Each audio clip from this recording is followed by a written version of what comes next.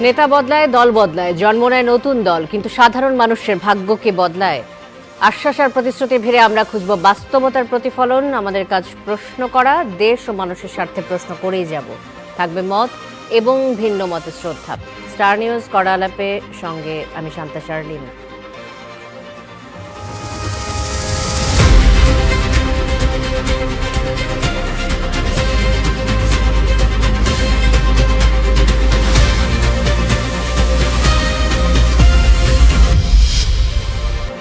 Star নিউজের আজকের আলোচনার জন্য স্টুডিওতে রয়েছেন আমাদের সাথে দুজন সম্মানিত অতিথি। আমার সাথে রয়েছেন ফারহান আরিফ, যুগ্ম সাধারণ সম্পাদক, বাংলাদেশ জাতীয়তাবাদী ছাত্র দল, এবং রয়েছেন আবু বাকের মজুমদার, সাধারণ সম্পাদক, জাতীয় ছাত্র শক্তি। এবং কিছুক্ষণের মধ্যে আমাদের সাথে যুক্ত হবেন এস এম ফরহাদ, সাধারণ সম্পাদক, ঢাকা বিশ্ববিদ্যালয় কেন্দ্রীয় ছাত্র সংসদ ডাকসু। শুরুতে আমরা আলোচনাটা শুরু করতে চাই ছাত্র রাজনীতি নিষিদ্ধের দাবি জানানোকে কেন্দ্র করে 3 ছাত্রীকে বহিষ্কার হওয়ার ঘটনা ঘটেছে। আপনারা জেনে থাকবেন এই ঘটনা উত্তাল হয়েছে সরকারি তিতুমির কলেজ। আজও মোটামুটি উত্তপ্ত ছিল ক্যাম্পাসগুলো। তো মঙ্গলবার রাত 10টার দিকে সুফিয়া কামাল ছাত্রীনিবাসের মূল ফটকের তালা ভেঙে বিক্ষোভে নামেন নারী শিক্ষার্থীরা। এই যে 3 মে আমরা দেখেছি সুফিয়া কামাল হলে ছাত্রদলের 11 সদস্য বিশিষ্ট একটি কমিটি ঘোষণা করা হয়েছিল, এবং সাধারণ শিক্ষার্থীদের মধ্যে আমরা দেখেছি এই কমিটি ঘোষণার পর ব্যাপক ক্ষোভের সৃষ্টি হয়। ফারহান আরিফ, আপনাকে দিয়ে আলোচনাটা শুরু করব। এই যে কমিটি গঠন করা হলো, তারপর শিক্ষার্থীদের মধ্যে আমরা দেখলাম যে বেশ ক্ষোভ সৃষ্টি হয়েছে। তিতুমির কলেজে 3 ছাত্রের হলের সিট বাতিলকে কেন্দ্র করেও ক্যাম্পাসে আমরা দেখলাম যে বিক্ষোভ করেছেন আবার শিক্ষার্থীরা। এই যে ছাত্রদলের কমিটি দিয়ে আবার কমিটি প্রত্যাহার করা হলো, এটি আসলে কেন হয়েছে? ধন্যবাদ আপনাকে। যারা আমাকে দেখছেন এবং সহ-আলোচক বাকের আছেন সবাই, যারা এবং শুভনন্দে যারা আছেন সবাইকে আমি ধন্যবাদ জানাচ্ছি আমাকে দেখার জন্য। আপনি যেটা বলছেন যে ছাত্র রাজনীতি প্রসঙ্গটা চলে এসেছে, যেহেতু কমিটির প্রসঙ্গটা এসেছে। একটা রাজনৈতিক সংগঠন হিসেবে, ছাত্র সংগঠন হিসেবে আমরা শিক্ষার্থীদের বিভিন্ন দাবি দেওয়া এবং শিক্ষার্থী কল্যাণ, শিক্ষার মান উন্নয়ন এবং শিক্ষার্থীদের স্কিল ডেভেলপমেন্ট নানা ইস্যুতে আমরা কাজ করি। অন্যান্য ছাত্র সংগঠনগুলোও একই ধরনের এজেন্ডা নিয়েই কাজ করে সাধারণত। তো বাংলাদেশের রাজনীতিতে যেহেতু ছাত্র রাজনীতি একটা প্রথম দুয়ার রাজনীতিতে এন্ট্রি নেওয়ার, সেক্ষেত্রে ছাত্র সংগঠনের মাধ্যমে যেই নেতৃত্বটা বেড়ে ওঠে ছাত্র রাজনীতির মাধ্যমে, তারাই হচ্ছে প্রকৃত অর্থে মেধাভিত্তিক এবং সৃজনশীল রাজনীতির যেই ধারণাটা আছে সেটাকে লালন করতে সক্ষম হয় বলে আমরা মনে করি। তো এই সূত্র থেকে বাংলাদেশের প্রত্যেকটা শিক্ষা প্রতিষ্ঠানে আমরা আমাদের কমিটিগুলো দেওয়ার চেষ্টা করি, এবং সেই মতেই তিতুমির কলেজের যেই আমাদের একটা অলরেডি তিতুমির কলেজের আমার কমিটি আছে, এবং সেখানে যে হলগুলো কমিটি আছে সেখানেও এই কমিটিগুলো দেওয়া হয়েছে। তো স্বাভাবিকভাবে হল কমিটি দেওয়ার ক্ষেত্রে আমরা আমাদের সংগঠনের যেই নিয়ম আছে সেগুলোকে ফলো করে আমরা আমাদের কমিটিটা দিয়েছি। যে বিক্ষোভটা আমরা দেখেছি সেই বিক্ষোভটা এটা আজ থেকে শুরু হয়েছে ব্যাপারটা এমন না। এই বিক্ষোভগুলো আমরা 5ই আগস্টের যে পট পরিবর্তন, জুলাই গণঅভ্যুত্থানের মাধ্যমে যেই পট পরিবর্তন হয়েছে, তারপর থেকে আমরা বিভিন্ন ক্যাম্পাসগুলোতে এই ধরনের প্রতিক্রিয়াগুলো আমরা দেখে এসেছি, এবং আমরা দেখেছি যে খুব অবাক বিষয়ে আমরা এটা লক্ষ্য করেছি যে যারা এই প্রতিবাদ বা বিক্ষোভগুলো যারা দেখিয়েছে তাদের সাথে পরবর্তীতে আমরা যে কোনো একটা সংগঠনের আমরা স্পেসিফিক্যালি বলতে গেলে ছাত্র শিবিরের সম্পৃক্ততা আমরা বিভিন্ন সময় পেয়েছি, মানে সাধারণ শিক্ষার্থীদের মধ্যে পেয়েছি। এখন তিতুমির কলেজে যেটা হয়েছে আমরা দেখেছি যে যারা এই বিক্ষোভে নেতৃত্ব দিয়েছে এবং যাদেরকে প্রশাসন বহিষ্কার করেছে, এই বহিষ্কৃতদের মধ্যে যারা ছিলেন তাদের একাধিকের ছবি আমরা দেখেছি যে এর 5ই আগস্টের আগে যে ছাত্রলীগ ছিল তখন তিতুমির কলেজে, তাদের নেত্রী, তাদের সাবিকুন নাহার একজন আছেন, উনি তিতুমির কলেজ ছাত্রলীগের একজন উপ সম্পাদক ছিলেন, উপসাংস্কৃতিক সম্পাদক ছিলেন। তার সাথে হাতে হাত ধরা, গলায় গলা মেলানোর ছবি আছে। একই সাথে ছাত্রলীগের মুক্তা নামে একজন আছে, ওনার সাথেও মানে বিভিন্ন নেত্রীদের সাথে তার ছবিগুলো আমরা আছে তো দেখতে পেলাম। তো সেই ধরনের নেত্রী যারা এই মুভমেন্টটা করলো, আন্দোলনটা করলো, তাদের এই পরিচয়টা তো প্রকাশ্য ছিল তাহলে। কিন্তু পরবর্তীতে আমরা যখন দেখলাম যে তারা যে মিছিলগুলো করলো সেখানে তারা মাস্ক পরিহিত ছিল, এবং সংবাদ সম্মেলন এসে একই দেখলাম যে তারা তাদের মুখাবয়ব যেটা আছে এটা লুকিয়ে কিন্তু তারা কাজটা করেছে।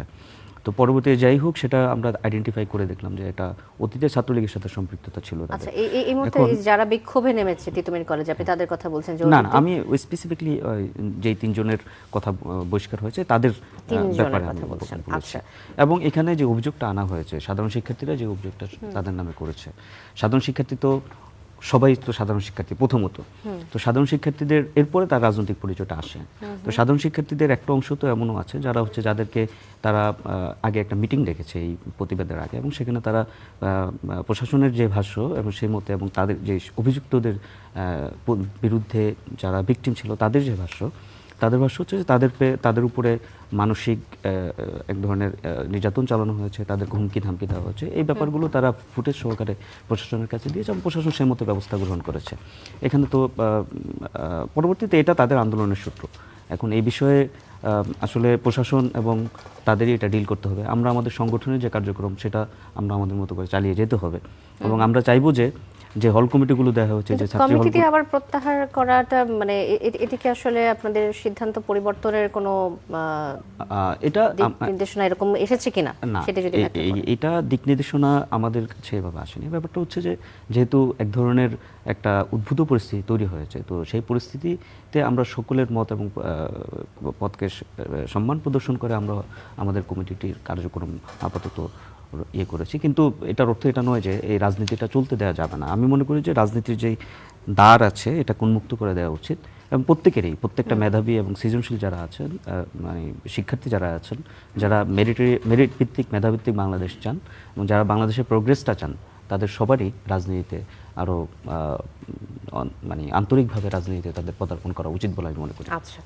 আবার আসবো আপনার কাছে ফারহান আরিফ। এস.এম. ফরহাদ এই মুহূর্তে আমাদের সাথে যুক্ত হয়েছেন কড়া আলাপে, সাধারণ সম্পাদক ঢাকা বিশ্ববিদ্যালয়ের কেন্দ্রীয় ছাত্র সংসদ জাকসু, কেন্দ্রীয় প্রচার সম্পাদক বাংলাদেশ ইসলামী ছাত্র শিবির। আপনাকে স্বাগত জানাচ্ছি আয়োজনে। আমরা যে বিষয়টা নিয়ে আলোচনাটা শুরু করেছি, ফারহান আরিফ কথা বলছিলেন সরকারি তিতুমির কলেজে 3 ছাত্রীর হলের সিট বাতিলকে কেন্দ্র করে রাতে ক্যাম্পাসে বিক্ষোভ করেছে আবাসিক ছাত্রীরা।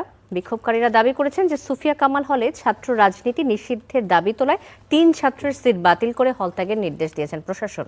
বিক্ষোভকারীদের পক্ষে সংবাদ ব্রিফিংয়ে এক ছাত্রী বলেছেন যে 3 জন ছাত্রীর হলের সিট বাতিল করা হলো, আমরা এর প্রতিবাদ জানাচ্ছি, এবং এখানে একটাই দাবি, সাধারণ শিক্ষার্থীরা কোনো ধরনের রাজনীতি এই হলে চায় না।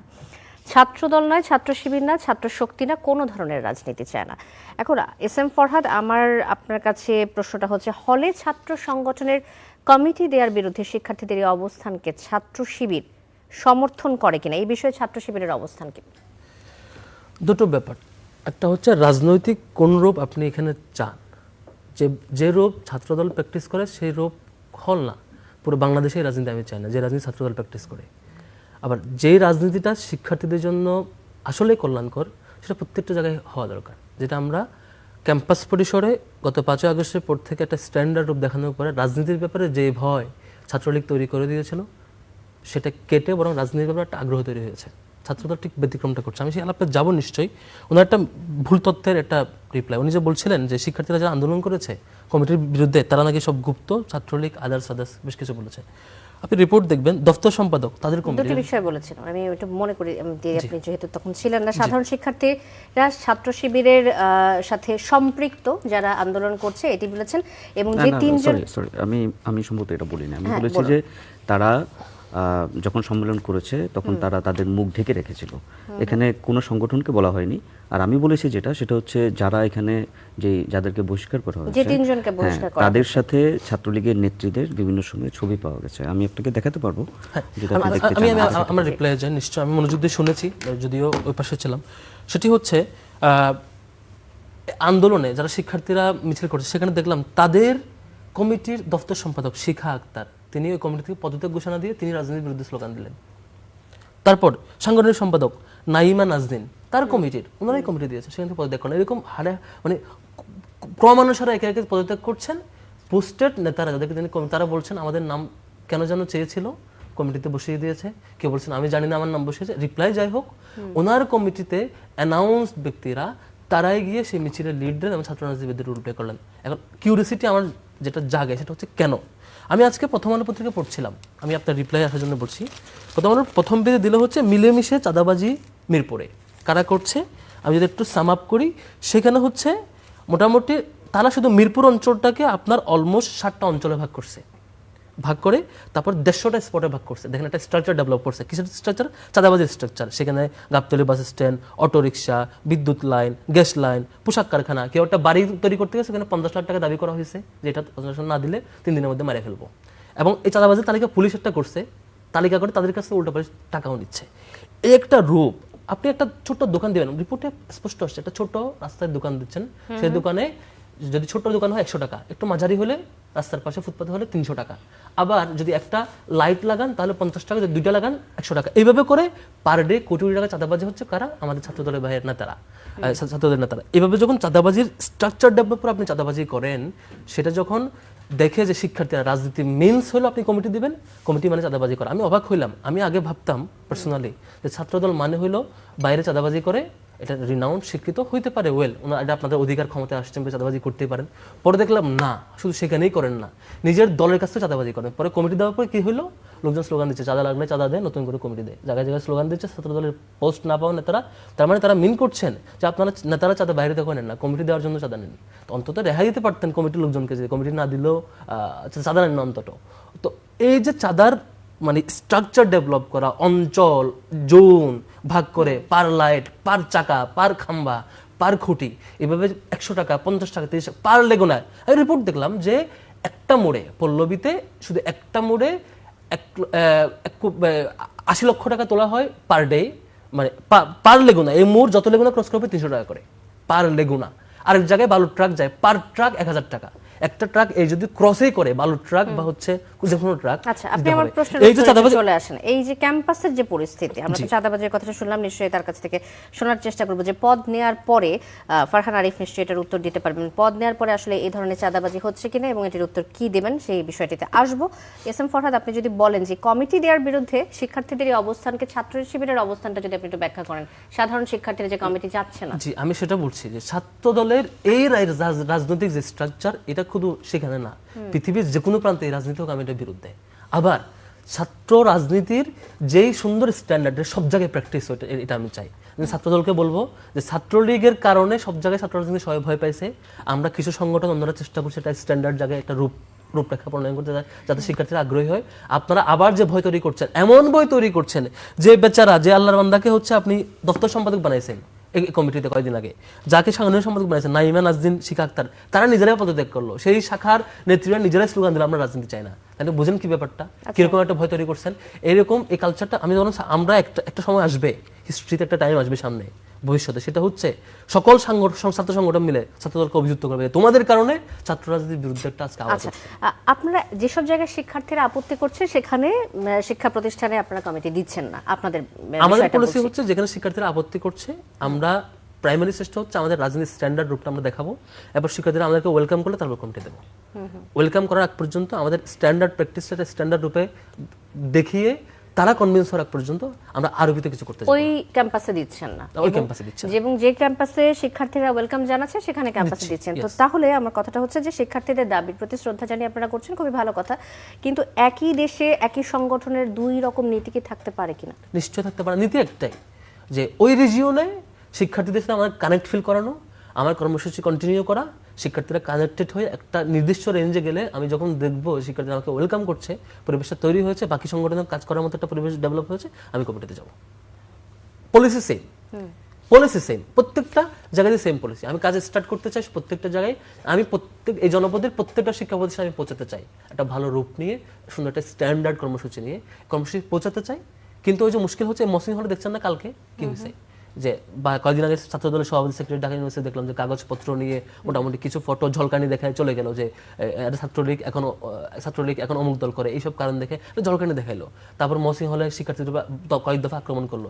একটা শিক্ষার্থী তার কানের পর্দা ফাটিয়ে দেওয়া হয়েছে শাহবাগ থানার ভিতরে, সেটা ব্যানার টাঙ্গিয়েছে, ব্যানার কেন টাঙ্গালো, ব্যানার ছিঁড়ে ফেলা হলো 1 2 3 তিন দফা ব্যানার ছিঁড়ে ফেলা হলো, আবার যখন লাগাতে গেলো তার উপর আক্রমণ করা হলো। এটা কেন জানেন?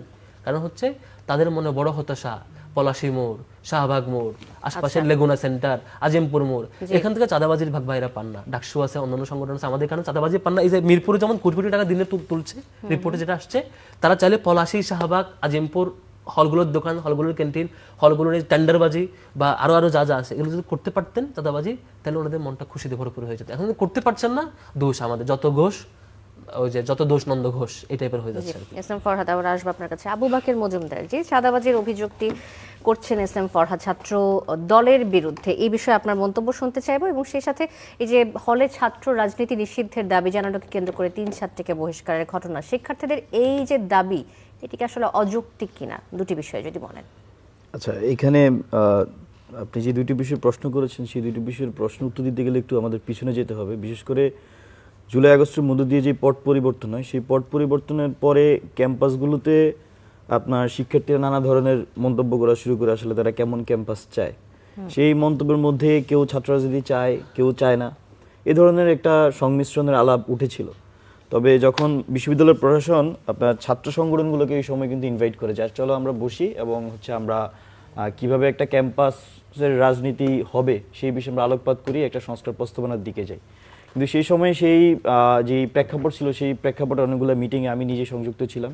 বিশেষ করে ঢাকা বিশ্ববিদ্যালয়ের প্রশাসন এই ধরনের এই কাজটা করার জন্য একটা বিশেষজ্ঞ টিমও তারা প্রণয়ন করেন তৎকালীন সময়ে, এবং সেই বিশেষজ্ঞ টিম যখন কাজ শুরু করেন তখন ছাত্র সংগঠনগুলোকে ডাকা হয় এবং তাদের সংস্কার প্রস্তাবনা দেওয়ার কথা বলা হয়।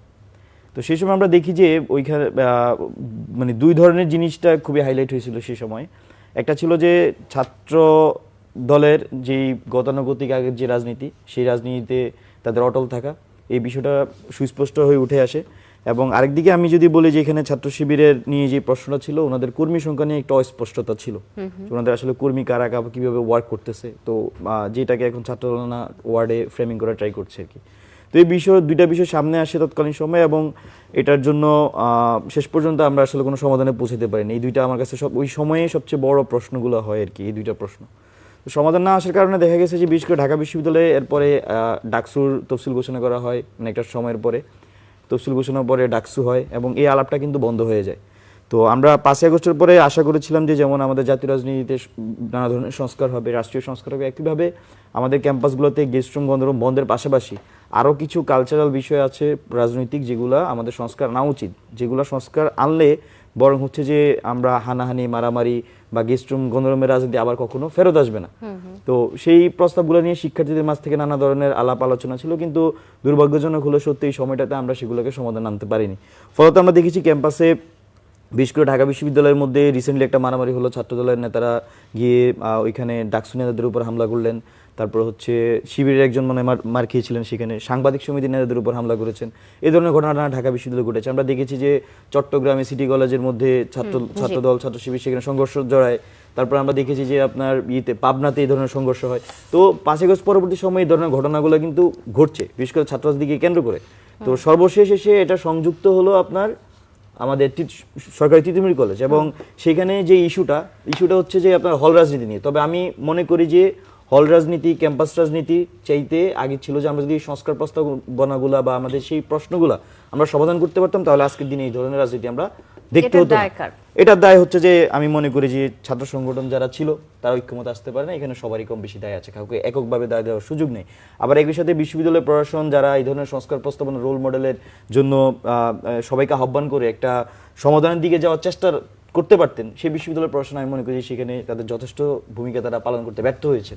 তো আজকে আমরা দেখা যাচ্ছে যে তাহলে আমাদের এই সরকারি তিতুমির কলেজ নিয়ে আমরা আলাপ করতে হচ্ছে, কারণ সরকার আমার যদি আজকে ঢাকা বিশ্ববিদ্যালয় সহ বিভিন্ন বিশ্ববিদ্যালয়ে আমি একটা রোল মডেল তৈরি করতে পারতাম, তাহলে সরকারি তিতুমির কলেজে এই ধরনের মডেলটা ফলো করতে পারতো। কিন্তু আমরা দেখেছি যে আগস্টের পরে পরে এক এক রাজনৈতিক বিভাজনের কারণে যেই যার মতো করে একটা পজিশন নিয়েছে। তবে এই ক্ষেত্রে আমি বলবো যে এখনো এই সংস্কার প্রস্তাবনা সকল ছাত্র সংগঠনগুলা যদি এক টেবিলে বসে একটা সংস্কার প্রস্তাবনা না যায়, তাহলে আসলে এটা সমাধান করা সম্ভব না। কারণ যে আপনি আজকে তিতুমিরে দেখেছেন, কালকে সেটা বাংলা কলেজ হতে পারে, পরশু আরেকটা কলেজ আরেকটা বিশ্ববিদ্যালয় হতে পারে। এটা একটা কন্টিনিউয়াস প্রসেস যদি আমরা একটা সামাজিক চুক্তি না যাই। হলে কিংবা শিক্ষা প্রতিষ্ঠানে ছাত্র রাজনীতি নিষিদ্ধের পক্ষে বিপক্ষে বিভিন্ন বক্তব্য নিয়ে আলোচনা হচ্ছে। অনেকে দাবি করছে যে আন্দোলনের পিছনে ছাত্র শিবিরের বেশ কিছু ইন্ধন রয়েছে। এ ব্যাপারে আপনার মন্তব্য শুনতে চাই। হ্যাঁ, এই ব্যাপারে শুধু এই ব্যাপারে রাজনীতি নিষিদ্ধ চায় না বা রাজনীতি নিষিদ্ধ, যেরকম প্রকৃত সাধারণ শিক্ষার্থীও ছিল। আবার এটাও সত্য যে অনেক ক্ষেত্রে আমরা দেখেছি যারা রাজনীতি নিষিদ্ধ চেয়েছেন তাদের অনেকে পরবর্তীতে ছাত্র শিবিরের নেতা হিসেবে তাদের আত্মপ্রকাশ করেছেন। তো এই দুইটা ঘটনাই আমাদের সামনে এসেছে। এবং আমি আরেকটা জিনিস উল্লেখ করতে চাই, আমার সংগঠনের এরকম অনেকে আছেন যারা শুরুর দিকে রাজনীতি চান নাই, এই ধরনের লোক আমার সংগঠনেও আছেন।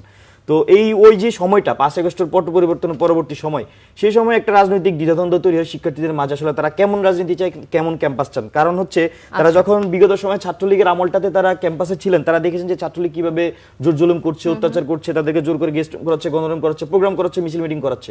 তো সেই যে সেই ট্রমা থেকে শিক্ষার্থীরা অনেকেই সেই সময়ে তারা রাজনীতি নিষিদ্ধ চেয়েছেন। কিন্তু পরবর্তীতে আমরা দেখেছি যে শিক্ষার্থীরা এই রাজনীতিদের মধ্যে যারা ইতিবাচক রাজনৈতিক প্রতিযোগিতা করছেন তাদেরকে কিন্তু সাধুবাদ জানিয়েছে, তাদের কমিটিতে তারা আসছে। কিন্তু প্রবলেম হচ্ছে এই যে আমরা ছাত্র সংগঠনগুলো ক্যাম্পাসগুলোতে রাজনীতি করছি, আসলে আমাদের কতটুকু বাউন্ডারি থাকবে, আমরা কোন পয়েন্টে গিয়ে আসলে থামবো, কোন পয়েন্টে গিয়ে আমরা আলোচনার টেবিলে বসবো, কোন পয়েন্টে গিয়ে আমরা বিশ্ববিদ্যালয় প্রশ্ন আমাদের সমাধান করবে, এই সমস্যাগুলো, এই প্রশ্নগুলো কিন্তু আমরা সমাধান করতে পারব। আবু বাকের মজুমদার, আবার আসবো আপনার কাছে। ফারহান আরিফ, বেশ কয়েকটি অভিযোগ এসেছে, আমরা শুনলাম যেটা এসএম ফরহাদের কাছ থেকে, চাঁদাবাজি নিয়ে একটা অভিযোগ আপনি শুনলেন এতক্ষণ।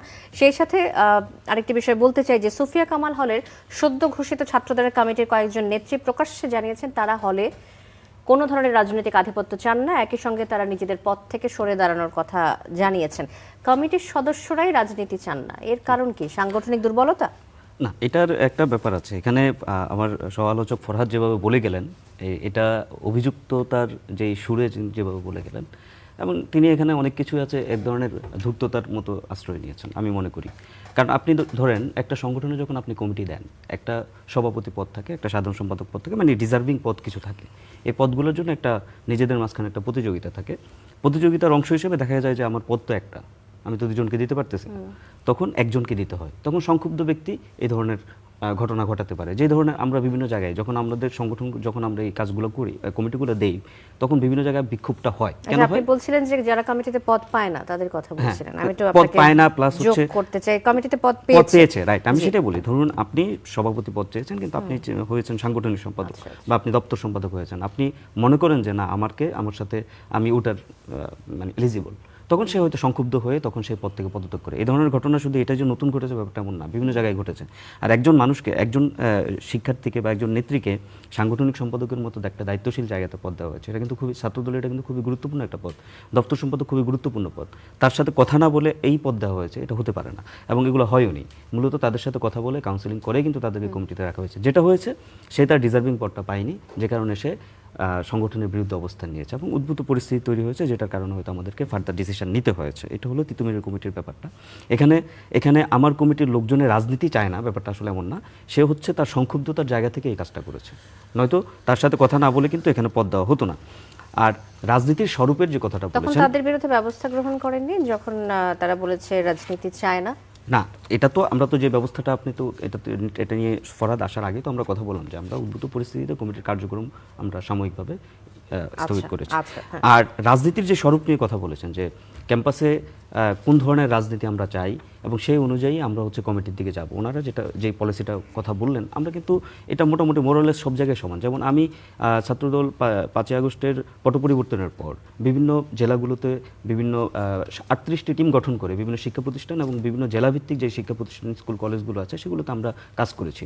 আমাদের মানে প্রায় 1000-এর উপরে নতুন কমিটি দেওয়া হয়েছে। যেমন আমি একটা বিশ্ববিদ্যালয়ের কথা বলি, রবীন্দ্র বিশ্ববিদ্যালয়। এই বিশ্ববিদ্যালয়ে আমরা ওখানে ছাত্রদলের কমিটি কখনো ছিল না। হ্যাঁ, 5ই আগস্টের আগে কেউ ছাত্রদলের হয়তো বিভিন্ন জায়গাতে জেলাভিত্তিক বিভিন্ন জায়গাতে তারা প্রোগ্রাম করেছে, বাট ইউনিট হিসেবে ওই বিশ্ববিদ্যালয়ের কোনো কমিটি ছিল না। এরকম অসংখ্য মেডিকেল কলেজগুলো আছে যে জায়গাগুলোতে আমাদের ছাত্রদল কমিটি ছিল না। আমরা সেখানে গিয়েছি, আমরা আমাদের ম্যানিফেস্টো দিয়েছি তাদেরকে, আমাদের কিছু বুকলেট ছিল, সেগুলো আমরা তাদেরকে দিয়েছি যে ভাই আমরা এটা নিয়ে তোমাদের কাছে এসেছি। একদম ওপেন ডিসকাশন ছিল সাধারণ শিক্ষার্থীদের সাথেই, ওপেন ডিসকাশন। আমাদেরকে অনেক বড় কঠিন প্রশ্নের ফেস করতে হয়েছে, কারণ তখন অলরেডি একটা ছাত্র রাজনীতি নিষিদ্ধ বা এই ধরনের একটা আলোচনা কিন্তু তখন বহমান। তো সেই সময় আমরা সেই প্রশ্নগুলো উত্তর তাদেরকে দিয়েছি। অনেকে স্যাটিসফাই হয়েছে, অনেকে হয়নি। যারা হয়েছে তারা আমাদের সাথে এসেছে, যারা হয়নি তারা আসেনি। এবং আলটিমেটলি আমরা কিন্তু 1-1.5 বছর এভাবে কাজ করার পরে কিন্তু আমরা একটা কমিটির ফরম্যাটে গিয়েছি। এটাই ঘটেছে এবং তিতুমির কলেজের ক্ষেত্রেও আপনার এটাই ঘটেছে। সব জায়গায় এভাবেই আসলে কমিটিটা হয়। তো রাজনীতির স্বরূপে আমরা যেটা বললাম যে ইতিবাচক রাজনীতির কথাই সবাই বলে, আমরাও ইতিবাচক রাজনীতির কথা বলি, আমরাও ইতিবাচক রাজনীতির কথা। কিন্তু মানুষের আপনি একটা কিছু নেচার আছে, যেমন আমি প্রায় এই কথাটা বলি, যেমন হবস এবং জন লক তারা কি বলেন যে human nature is combined with greed, grievance and etcetera. মানে তার ভিতরে এক ধরনের লোভ, লালসা, হিংসা, পাওয়ার এক্সারসাইজ করা, এই জায়গাগুলো তার ভিতরে থাকে। সবার ভিতরে কিন্তু এই গ্রুমিংটা হয় না, যে আপনি যে একজন হিউম্যান বিইং হিসেবে যে আপনার যে সহানুভূতি থাকতে হবে, মানবিকতা থাকতে হবে, এটা সবার ভিতরে হয় না। আবার অনেকে পাওয়ার পেতে পেতে পেতে পেতে একসময় এই জায়গাটাতে মানে আপনার তার এই মোরাল যে স্ট্যান্ডার্ড এটাকে ডিস্ট্রয় হয়ে যায়। তো সেই জায়গাতে অনেকের ক্ষেত্রে আমরা তো দেখেন ছাত্রদল তো কোনো সংগঠনকে বলছে না যে তার মূলনীতিতে এটা নাই যে চাঁদাবাজি করে, এটা তো আর কোনো মূলনীতি না। তার মূলনীতিতে নাই যে অমুকে গিয়ে ধোলাই মারো, এটা তো মূলনীতি না। রাজনীতিতে একটা স্ট্যান্ডার্ড আছে, সেই রাজনীতিটা তো সে করবে। সেই বাণীটা নিয়েই কিন্তু আমরা যাই, আমরা শিক্ষা ঐক্য এবং প্রগতির কথা বলেই কিন্তু সাধারণ শিক্ষার্থীদের কাছে যাই। এবং তারা যখন এই আহ্বানে এসে আমাদের সাথে কাজ করে, একসময় সে তার ওই যে হিউম্যান নেচারের যেই প্রবণতা, সেটার জায়গা থেকে সে অনেক রকমের খারাপ কাজে জড়িত হয়ে যেতে পারে। অনেক সময় বিপরীত সংগঠনের আপনার নানা রকমের প্রচার প্রপাগান্ডা যেগুলো মিথ্যা, সেই মিথ্যাকে প্রতিহত করার জন্য এই ধরনের কাজগুলো ঘটে। তখন সেই ক্ষেত্রে হয়তো বা আমরা যদি এই ধরনের ডকুমেন্টস আমাদের সামনে আসে, তখন আমরা এটার সাংগঠনিক ব্যবস্থা নিই। আপনি বললেন ছাত্র দলের এই রাজনীতির কথা, উনি বলে গেলেন যে ছাত্রদল সন্ত্রাসের রাজনীতি লালন করছে, ছাত্রদল এই সহিংসতার রাজনীতি লালন করছে। আপনি 1989 সালের দিকে যান, আপনি যখন জাহাঙ্গীরনগর বিশ্ববিদ্যালয়ের ছাত্র শিবির নিষিদ্ধ হয়েছে না, কেন নিষিদ্ধ হয়েছে আপনি জানেন? 1989 সালে যখন আপনার জাকসু ইলেকশন হয়, আমি একটু ছোটো করে হিস্ট্রিটা বলে দিই। জাকসু ইলেকশনে ছাত্র সংগ্রাম পরিষদ 26টা সংগঠন নিয়ে তারা একটা প্যানেল দেয়, বিপরীতে ছাত্রদল সেখানে প্যানেল দিয়েছিল। তো প্যানেল দেওয়ার পরে ছাত্র শিবির তখন সেখানে রাজনীতি করতো। ছাত্র শিবিরের যারা আছে তারা বলেছে যে আমাদের 80টা ভোট আছে, আমরা আপনাদের সাথে প্যানেল হয়ে আমরা একসাথে নির্বাচনটা করতে চাই, আপনারা আমাদেরকে আপনাদের প্যানেলে নিয়ে নেন। তখন মরহুমা দেশনেত্রী বেগম খালেদা জিয়া তখন বলেছেন যে না, তোমরা স্বতন্ত্রভাবে নির্বাচনটা করো। আমরা তাদেরকে নেইনি, 3টা প্যানেলে নির্বাচন করেছে। 3টা প্যানেলে নির্বাচন করার পর ছাত্রদল সেখানে 7-8 ভোট মতো হেরে 5 থেকে 12 ভোটে হেরেছে। ছাত্র শিবিরের 80টা ভোটের কথা তারা উল্লেখ করেছিল, কিন্তু ছাত্র শিবির 25টা ভোট তখন তারা ক্যারি করেছে। এখন প্রশ্ন হচ্ছে, তখন তাদের সাথে এটা নিয়ে বাকবিতণ্ডা হলো যে তাহলে তোমাদের বাকি ভোটগুলো কোথায় গেল? ছাত্র সংগ্রাম পরিষদে দিয়ে দিয়েছো, নয়তো 5-7 ভোটে তো আমরা হারি না, যে এই ভোটগুলো যদি এখানে আসে। তারা নিজেরাও কিন্তু তাদের 80 ভোটের 25 ভোট পেয়েছে, পায়নি। তাহলে এটা নিয়ে বাকবিতণ্ডার একটা পর্যায়ে তখন কামাল উদ্দিন হল ছিল, কামাল উদ্দিন হলে তখন পুরো প্যানেল নিয়ে জাকসুতে ছাত্রদল জয়ী হয়। সেই হলে একটা গ্যাঞ্জাম হয় এবং সেখান থেকে ছাত্র শিবির এক পর্যায়ে বের হয়ে এসে আমাদের কবির ভাই নামে একজন ব্যক্তি ছাত্রদল নেতা ছিলেন, তাকে 36টা কোপ দিয়ে তাকে হত্যা করা হয়। তার মাথায় তিনি 11 দিন আইসিইউতে থেকে তিনি মৃত্যুবরণ করেন।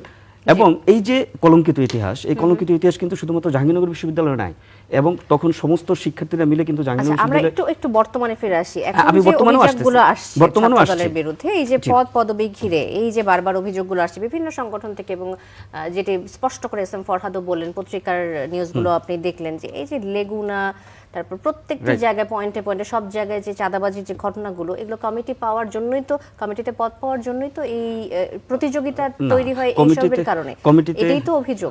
এটা অভিযোগ, হ্যাঁ। কমিটির পদ পাওয়ার জন্য অনেকে এটাকে, আমি কিন্তু বারবারই আপনাকে অ্যাকনোলেজ করে যাচ্ছি, আমি অস্বীকার করবো না কোনোভাবেই যে পাওয়ারের কি বলে এটাকে খারাপ ব্যাড এক্সারসাইজ যে হয় না, আমি এটা কখনো অস্বীকার করবো না, হচ্ছে পাওয়ার প্র্যাকটিসটা হচ্ছে। কিন্তু যেখানে কথাটা, আমি কিন্তু এই আলোচনার আজ প্রথমে আপনি যখন আমাকে দিয়ে শুরু করেছেন, আমি কি বলেছি? আমি বলেছি বাংলাদেশের ছাত্র রাজনীতির মাধ্যমে রাজনীতির গতিপথ পরিবর্তন করতে হবে। প্রথমত ছাত্রদেরকেই রাজনীতির স্টিয়ারিং আসতে হবে। কেন? কারণ হচ্ছে একমাত্র শিক্ষার্থীদের ভিতরে, একটু শেষ করে দেবো 1 মিনিটের ভিতরে, ছাত্র রাজনীতির মাধ্যমে ছাত্ররা মেধা এবং সৃজনশীলতার রাজনীতিটা করবে। এই কারণে ছাত্রদের জন্য রাজনীতির দ্বারটা উন্মুক্ত হওয়া উচিত, তার আন্তরিকভাবে রাজনীতিতে আসা উচিত। যত বেশি ছাত্ররা রাজনীতিতে আসবে, তত বেশি এই যে যেই ধরনের ঘটনাগুলো, পাওয়ার প্র্যাকটিসে যে ঘটনাগুলো ঘটছে, সেগুলো বিদায় হবে। একই সাথে রাজনীতিতে সুস্থ ধারা, সেটা চর্চা হবে। স্বীকার করে নিয়েছেন ফারহান আরিফ, আমি স্বীকার করছি, ধন্যবাদের জন্য। বাট আমি একটা জিনিস, প্রশ্নটা হচ্ছে যে এই যে পাওয়ার প্র্যাকটিস, সেটা থামানোর জন্য কেন্দ্রীয়ভাবে আপনারা কি ব্যবস্থা গ্রহণ করছেন? কেন্দ্রীয়ভাবে, কারণ বারবারই তো বলছেন যে আসলে চাঁদাবাজি হচ্ছে, কিন্তু এটা আসলে একজন মানুষের হিউম্যান এরর বলে আমরা আসলে তাকে বাদ দিয়ে দিতে পারি না এই ভুলটাকে, তাই না? তো সেক্ষেত্রে আপনারা কি ব্যবস্থা গ্রহণ করেন? ব্যক্তির দায় সংগঠন নেবে না, এই কথায় ছাত্রলীগ বলতে আমরা এটা বলবো না। ব্যক্তির দায় সংগঠন নিয়েছে, এবং ব্যক্তির দায় সংগঠন নিয়ে 5ই আগস্টের পট পরিবর্তনের পরে, জুলাই গণ অভ্যুত্থানের পরে 4,500 নেতাকর্মী সারা বাংলাদেশে আপনার সংগঠন থেকে বহিষ্কৃত হয়েছে। হ্যাঁ, তার মধ্যে অনেকগুলো, এমনকি যেমন আমি আমার উপজেলার কথা যদি বলি, সেখানে ছাত্রদলের যেই একজন নেতাকে কোনো রকমের জাস্ট অভিযোগের ভিত্তিতে, কোনো তদন্ত ছাড়াই তাকে বহিষ্কার করে দেওয়া হয়েছিল। 1.5 বছর সে বহিষ্কৃত ছিল, এবং পরবর্তীতে আমরা যখন তদন্ত করে দেখলাম যে সেটা আসলে যেই ধরনের লঘুদণ্ডে তাকে গুরু শাস্তি দেওয়া হয়েছে, ব্যাপারটা এরকম না। আমরা কনভিন্স হয়েছি এবং তখন এই ধরনের কিছু কিছু জায়গায় তদন্ত সাপেক্ষে যদি প্রমাণিত হয়েছে, অভিযোগ সাপেক্ষে বহিষ্কার করে দেওয়া হয়েছে, তদন্ত আমরা করার সুযোগ পাইনি, কারণ রীতিমতো আমাদের বিরুদ্ধে মব তৈরি করা হতো, যে কোনো ঘটনা ঘটলে মব তৈরি করা হতো।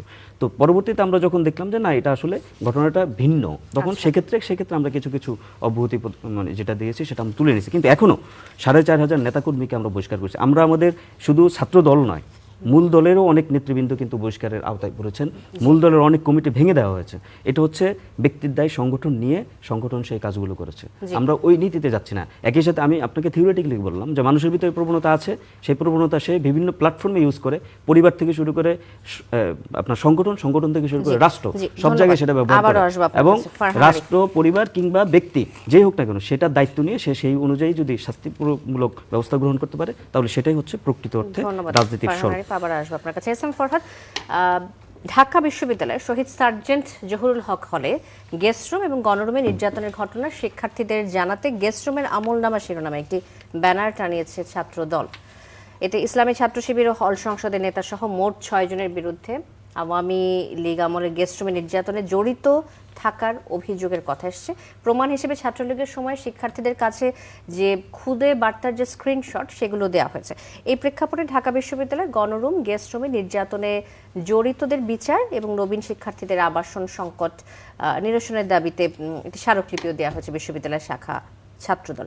অনেকে বাধ্য হয়ে ছাত্রলীগ করেছে, এটা আমরা মেনে নিচ্ছি, কিন্তু যারা ছাত্রলীগ হয়ে ওই সময় নির্যাতকের ভূমিকা ছিল, নির্যাতন করেছে, তারা কিভাবে পরবর্তীতে ছাত্র শিবিরের সাথে যুক্ত হবে? আচ্ছা, কোয়েশ্চেনটা স্পেসিফিক, বাট ছাত্রদলের এক্সাম্পল বলে স্পেসিফিক হলে আমার রিপ্লাই দিতে খুব ইজি হয়। কিন্তু ব্যাপার হচ্ছে, লাস্ট সম্ভবত 2 দিন আগে না কালকে ছাত্রদলের সভাপতি সেক্রেটারি মিলে প্রেস কনফারেন্স করে কিছু কাগজ উল্টালেন, দেখালেন যে তমুক শিবির ছাত্রলীগ করতো, তমুক এটা এই অপরাধে জড়িত। তো আমি খুঁজলাম যে কাগজ তার দলের সম্মানিত মেম্বার, যিনি বিশ্ববিদ্যালয়ের বিসি, তার কাছে জমা দেওয়া হয়, সে কাগজ সাংবাদিকদের কাছে কেন দেওয়া হলো না? অনেক করে খুঁজলাম, কোনো সাংবাদিককে সেটা দেওয়া হয় নাই। পরে কেন দেওয়া হলো না? ওই যে আবিদ ভাইয়ের ভেলকির মতো, যে কোন কাগজ কোথায় গিয়ে শিফট করে কার উপর কি চাপাই দিচ্ছে। ভাইয়ের কাছে থাকলে ভাই এখন দেখাইতে, আমি স্ক্রিনে দেখাইতে পারবেন প্রয়োজন যদি থাকে আর কি। কাগজ পাবলিক করে দেয়, পাবলিক করলে আমি খুশি হতাম। দ্বিতীয় ব্যাপার হচ্ছে, গণরুম গেস্ট রুমের টর্চারে যেই অভিযুক্ত হোক না কেন, তার বিরুদ্ধে অ্যাকশন নেওয়াটা জরুরি। আমি স্পেসিফিক কোনো নাম বললে হয়তো সে অনুযায়ী রিপ্লাই দিতে পারতাম। কেউ থাকলে ব্যবস্থা নিক ভাইরা, সে শিক্ষার্থীরা কিংবা ছাত্রদল কিংবা হল প্রশাসন ব্যবস্থা নিবে, এটাই আমি তাকে কোঅপারেট করবো। বরং এখন আসি মূল জায়গায়। আপনি দেখবেন যে ডাকসুর পক্ষ থেকে আপনাদের কোনো উদ্যোগ আছে কিনা? ডাকসুর পক্ষ থেকে উদ্যোগ, আমরা তো অভিযোগ সেল বহু আগে খুলেছি। আমরা অভিযোগ আমাদের আইন বিভাগের পক্ষ থেকে অভিযোগ সেল খোলা হয়েছে। সেখানে যে কয়টা কনসার্ন এর আগে আসছে পরপর সবগুলো আমরা সংশ্লিষ্ট অফিসে পাঠিয়ে দিয়েছি। এখনো যদি কোনো অভিযোগ আসে আমরা সাথে অ্যাকশনে যাব। এখন আসি মূল আলাপে। সেটি হচ্ছে স্পেসিফিক কেউ যদি জড়িত থাকে সেটাতে আমি নিশ্চয়ই এঙ্গেজ হব। মানে সাংবাদিকদের বলেনি, কিন্তু আপনারা কি পেয়েছেন কিনা যাদের বিরুদ্ধে অভিযোগগুলো? না, আমরা পাই নাই। আমরা স্পষ্ট আমার ওনার কাছে চেয়েছি বা আমাদেরকে একটু দেন কি অভিযোগ, সুনির্দিষ্ট অভিযোগ, তমুক ভিকটিম, তমুককে এই কেসে এটা করা হয়েছে, দেন আমরা জানার চেষ্টা করেছি, কিন্তু সুস্পষ্ট কিছুই বলে না। মুশকিলটা এই জায়গায়, পেলে আমরা এটা কোঅপারেট করবো। এখন দ্বিতীয় পয়েন্ট আসে, ওনারা দেখলাম যে গণরুম গেস্ট রুমের বিরুদ্ধে কথা বললেন হঠাৎ গিয়ে। যে সংগঠন 1 সপ্তাহ আগে নেত্রকোনা মেডিকেলে শিক্ষার্থীদের কান্দরি উদ্বোস করালো, লেদার ইনস্টিটিউটে যে সংগঠনের নেতারা গণরুম ম্যানার শিখানোর নামে গেস্ট রুম শুরু করলো, আমরা আটকানোর উপরে আবার আমাদেরকে উল্টা মানে হ্যারাস করার চেষ্টা করলো যে সংগঠন, তারা গণরুম গেস্ট রুমের বন্ধ করার চেষ্টা করলো। আবার দেখলাম গণরুম গেস্ট রুমের বিরুদ্ধে তারা একটা স্মারকলিপি দিল। আবার ছাত্রলীগ সাথে অনেক বড় আলাপ করলেন। এটা একটা কমিটি, এই যে রিসেন্ট, এটা একটু দেখলে ভালো হয়। এটা ছাত্রলীগের কমিটি, ছাত্রদলের কমিটি, হুবহু নাম মনে হচ্ছে, জাস্ট সেম ল্যাপটপে কপি করে নিয়ে বসাই দিচ্ছে, এরকম একটা ব্যাপার আর কি। বাইরের রিসেন্টলি কমিটি দিচ্ছে, এগুলো হচ্ছে বাইরের। ঢাকা বিশ্ববিদ্যালয়ের আসি, তিনি হচ্ছে জওহরের আহ্বায়ক, এই যে ছাত্রলীগের প্রোগ্রামে ছিল। তিনি হচ্ছে FH হলের আহ্বায়ক, তিনি ছাত্রলীগের প্রোগ্রামে ছিল, ছবি দেখাচ্ছি। তিনি হচ্ছে মহসিন হলের আহ্বায়ক, এই মহসিন হলের ঘটনা এইটা। তারপর এইটা ওনাদের AGS ক্যান্ডিডেট ছিলেন। তারপরে হামিমের সাথে ঘুরেন নিয়মিত খুলনা অঞ্চলের। তারপর আমার কাছে আরও অনেক আছে, আমি দেখাবো না সবগুলো, কারণ আপনার সময়ের গুরুত্ব আছে। এখানে যে BP পদপ্রার্থী ছিলেন মহসিন হলের, এটা হচ্ছে ছাত্রদল মনোনীত প্রার্থী ছিলেন। এভাবে করে প্রত্যেকটা আছে। তো ছাত্রলীগকে হুবহু পুনর্বাসন করে এই দায় যখন শিক্ষার্থীরা ক্লিয়ার হয়ে যায়, আমার কাছে এখানে কমপক্ষে 500 জনের তালিকা আছে যাদেরকে বিভিন্ন কমিটি তারা পুনর্বাসন করছে, বিভিন্ন পত্রিকা নিউজ সহ আপনাকে আমি প্রোভাইড করব। এই যে পুরোপুরি এই পুনর্বাসন প্রক্রিয়া, তো আমি যখন এভাবে ডকুমেন্টেড নিয়ে আসি, বাইরে ভেলকেবাজি করে মনোযোগ সরানোর চেষ্টা করে অন্যদিকে, এটা খুবই দুঃখজনক। না, আমি কিন্তু আপনাকে disturb করছি না, আপনি বলেন, সমস্যা নেই। আমি যখন ডাকসু থেকে আমরা যখন অভিযোগপত্র দিয়েছিলাম, আমরা ড্রাইভ লিঙ্ক সহ ফুটেজ সহ সব দিয়েছিলাম যে সবাই দেখতে পারে। বাইরের অভিযোগগুলো এভাবে দিলে আমরা ডিল করবো নিশ্চয়ই। এখন আসি, তিনি গণনম গেশম নিয়ে কথা বললেন যে গণনম গেশম তারা নিজেরাই শুরু করলো 90-র পরে। একটু আগে ভাই মিথ্যাবাজির মধ্যে একটু আগে হত্যা করলো, কবির হত্যাকাণ্ড জাহাঙ্গীরনগরে, যে কবির সেখানে আহত হবার পরে হাসপাতালে মেডিকেলে ছাত্রদল নিজেরা তাকে হত্যা করে ফেললো মেডিকেলে সুস্থ হওয়ার পরে। এটা আই কন্ডেম। নো নো, আমাকে শেষ করতে না আপনি শেষ করেন, কিন্তু আপনি এটা কেমন কথা আমি আপনার অভিযোগ পুরোপুরি কেমন কথা বলেন? ওকে বলেন। একজন নিহত, মানে তাকে 36টা কূপ দেওয়ার পরে তার মাথায় গুরুতর আহত হওয়ার পরে সে আইসিইউ থেকে মারা গেছে। উনি বলছেন যে ছাত্রদলের নেতারা গিয়ে তাকে মেরেছে। এটা খুবই লেম এবং এটা খুবই, এটা কিসের ভিত্তিতে আপনি এই কথা বলছেন? আপনি সেটাই বলেন। স্টারনিউজের পক্ষ থেকে ওনার ফ্যামিলি মেম্বারদের কাছে যাবেন কালকে, যে জিজ্ঞেস করবেন তিনি হাসপাতালে সুস্থ হয়ে যাওয়ার পরে কেমন করে মারা গেছেন। জাস্ট এখন তাকে উপায় নেই। ভাই আমি শেষ করি। তো সুস্থ হয়ে যাবার বহুদিন পরে সময় নিয়ে তাকে বহু ঘন্টা পার হওয়ার পরে হত্যা করে নাটক সাজানো হলো। যেমন করে তারা এটা যদি পারেন, আপনি 5 আগস্টের পর থেকে যার ছাত্রশক্তি আচরণ দেখবেন, কাউরে মারছে, কাউরে মেরে ফেলছে ছাত্রশক্তি, শিবিরে কাউকে মারছে, পুরো সময় দেখেন 5 আগস্টের পর থেকে ছাত্রদল দেখবেন মানে শত শত লোককে কোপাইছে বিভিন্ন জায়গায় ছাত্রদল, নিজের লোককে, বাইরের লোককে। ইস্যু কি? ওই যে সাবিকুন নাহার সোনি হত্যাকাণ্ডের মতো। বুয়েটের সাবিকুন নাহার সোনিকে যে মেরে ফেলা হয়েছে 2002 সালে, কি জন্য জানেন? জাস্ট টেন্ডারবাজির জন্য ছাত্রদলের 2 গ্রুপের মধ্যে মারামারি, গোলাগুলি। একটা ছাত্রী সে ক্লাসরুম থেকে বেরিয়ে যাচ্ছে, তাকে গুলি করে মেরে ফেলা হলো। রাজুকে হত্যা করলো আরেকটা সংগঠনের নেতাকে, যে নেতাই সংগঠনের মেইন ফ্যাক্টর না, ছাত্রদলের সঙ্গে ছাত্রদলের গুলিতে রাজু মারা গেল ঢাকা বিশ্ববিদ্যালয়ে। এরকম হত্যাকাণ্ড ওনাদের, এটা মানে বন্দুক দিয়ে হত্যা করা। এই যে একটু আগে বললাম না পত্রিকার নিউজে, যে বিএনপির ওয়ার্ড সভাপতি তিনি তার এলাকায়, ওই মিরপুর এলাকায় একজন বাড়িওয়ালা, তিনি মানে জায়গা কিনে বাড়ি তৈরি করছেন, ফোন দিয়ে হুমকি দিলেন যে আগামী এতদিনের মধ্যে যদি 50 লাখ টাকা না দাও তাহলে তোমার মাথার খুলি উড়াই দেওয়া হবে গুলি করে। কে? জাস্ট ওয়ার্ড সভাপতি। এটা হচ্ছে ওদের প্র্যাকটিস। এই প্র্যাকটিস যখন অন্যদের হাতে গায়ে মাখতে পারে না, ন্যারেটিভ উৎপাদন করবে এবং করেছেও। যাই হোক, আমি যেটা বলছিলাম, তো আপনি যে প্রশ্ন করেছেন যে গণনম গেস্টরুম ছাত্রদলের একটা ঐতিহাসিক অর্জন, এর জন্য ওনারা যে কোনো মূল্যে ফিরাই আনবে, এটা সৌভাগ্যবান তারা। গণনম গেস্টরুম অর্জন করে তারা অনেক কিছু করতে পারছে, লক্ষ লক্ষ শিক্ষার্থীর ক্যারিয়ার নষ্ট করতে পেরেছে। আবার তারা এটা করতে চায়, নেত্রকোনা মেডিকেলে শুরু করেছে, ঢাকা বিশ্ববিদ্যালয়ে করতে চেয়েছে, পারে নাই। আবার হচ্ছে টেন্ডারবাজি, চাঁদাবাজি, এটা ওনাদের রেগুলার অর্জন, সারা দেশে প্র্যাকটিস করছে, ঢাকা বিশ্ববিদ্যালয় পারছে না। আবু বাকাররা বেঁচে আছে, ফরহাদরা বেঁচে আছে, বা ডাকসু আছে। যদি কোনোভাবে পারে, আমি মসিহল হিসাব করতে চাই, মসিহলের এত উৎপাত কেন কয়েকদিন ধরে? শুধু মসজিদ হলো যদি পার দোকানে 300 টাকা করে নেয় আর পার লাইটে 50 টাকা করে নেয়, মোটামুটি লাখখানেক ইনকাম রেগুলার করতে পারবে আর কি, অন্তত এটুকু তারা করতে চায়। আবার আসবো আপনার কাছে এস এম ফরহাদ। আবু বাকের মজুমদার, আপনার কাছে এই প্রসঙ্গে আসতে চাই যে যাদের বিরুদ্ধে ছাত্রলীগের হয়ে নির্যাতনের অভিযোগ আছে, তারা ছাত্র শিবির করলে কি রেহাই পেয়ে যেত কিনা, কি মনে হয় আপনার? না, এখানে আসলে যারা ছাত্রলীগের হয়ে অত্যাচার নির্যাতনে ছিল দীর্ঘ সময় ঢাকা বিশ্ববিদ্যালয়ে, তাদের কারোই রেহাই পাওয়ার সুযোগ নেই। বিশেষ করে আমরা যখন ফ্যাসিবাদ বিরোধী আন্দোলনে ছিলাম, আন্দোলন সংগ্রামে ছিলাম ক্যাম্পাসে, আমরাও নানা সময় ছাত্রলীগের মারধরের শিকার হয়েছি। আমরা ক্যাম্পাসে প্রবেশ করলে আমাদেরও এই নানা জায়গার মধ্যে ছাত্রলীগের আতঙ্কে আমাদের অবস্থান করতে হতো। ক্লাসে পরীক্ষা দিতে গিয়ে অনেক সময় বাধার সম্মুখে পড়েছি ছাত্রলীগের। তো সেই ছাত্রলীগের সাথে নির্যাতনের সাথে যারা জড়িত ছিল তাদেরকে অবশ্যই বিচার আওতায় আনতে হবে। সেটা নিয়েও বিশ্ববিদ্যালয় প্রশাসনের যে উদ্যোগটা ছিল, সেই উদ্যোগটা আসলে আমি মনে করি যে এই উদ্যোগগুলো ব্যর্থ হয়েছে বিশ্ববিদ্যালয় প্রশাসনের সেই সময়ের। এখনো আমি যেহেতু ডাকসুর জিএস ফরহাদ ভাই আছেন, এটা একটা নির্বাচিত প্রতিনিধি তিনি, আমি তার কাছে আজকে আহ্বান করবো যে ওনারা যাতে এটার একটা সুস্পষ্ট, ওনারা এটা নিয়ে একটা কাজ করেন এবং হলগুলোতে কারা নির্যাতনের সাথে ছিল, কারা ছাত্রদলকে ওই সময় হামলার সাথে ছিল, কারা ছাত্র শিবিরের যারা ছিল তাদেরকে বের করে মারধর করতো, কারা আমাদেরকে মারধর করতো, এই সকল বিষয়গুলোকে আপনারা এটা নিয়ে আপনার কাজ করার সুযোগ আছে। আমরা ছাত্র গঠনগুলোর জায়গা থেকে আমরা আপনাদেরকে অবশ্যই সহযোগিতা করব। আর এখানে বিশেষ করে যে অভিযোগগুলো আসছে, আমি দুইটা ছাত্র সংগঠনকে বলবো ওনাদেরকে। এখানে যেমন উনি শিবিরের একটা অতীত কর্মকাণ্ড নিয়ে বললেন, আবার at the same time Farhad বোনাকে বললেন।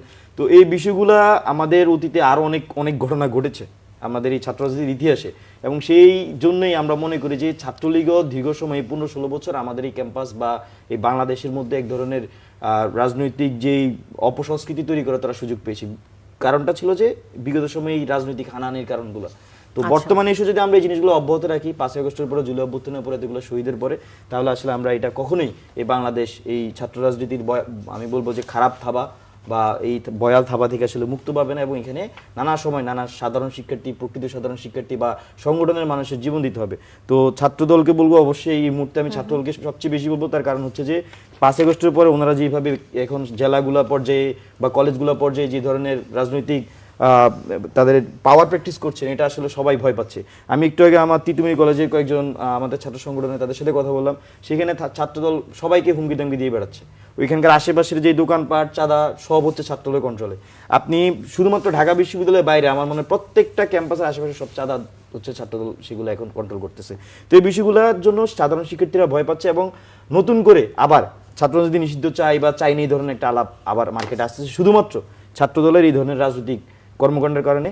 বিশেষ করে যখন ঢাকা বিশ্ববিদ্যালয়ের মধ্যে আপনার ছাত্রদল এই লাস্ট যে মারামারিটা করলো, এটা নিয়ে কিন্তু প্রত্যেকটা হলের যারা প্রকৃত সাধারণ শিক্ষার্থী, যারা কোনো রাজনীতির সাথে যুক্ত নাই, তারা পুরো নিশ্চুপ হয়ে গেছে। নিশ্চুপ হওয়ার একদম দুইটা কারণ।